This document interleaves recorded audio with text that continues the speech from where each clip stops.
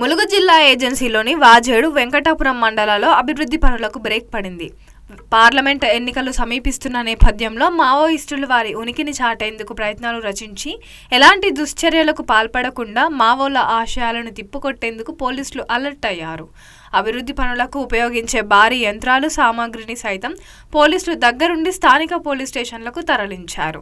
సరిహద్దుల్లో ప్రధాన రహదారులపై విస్తృతంగా వాహన తనిఖీలు నిర్వహిస్తూ అనుమానిత వ్యక్తుల వివరాలు స్వీకరిస్తున్నారు పోలీసులు.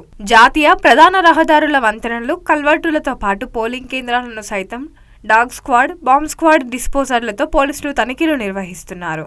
గోదావరి పరివాహక ప్రాంతాల్లో ప్రత్యేక నిఘా ఏర్పాటు చేయడంతో పాటు అడవి ప్రాంతంలో ప్రత్యేక బలగాలు బృందాలుగా రాత్రి పగలు తేడా లేకుండా కూంబింగ్ నిర్వహిస్తూ అడవిని జల్లెడ పడుతున్నారు. పోలీసులు ఏజెన్సీ ప్రాంతాన్ని చుట్టుముట్టి డేగ కన్నుతో ఎలాంటి అవాంఛనీయ సంఘటనలు జరగకుండా పహారా కాస్తున్నారు.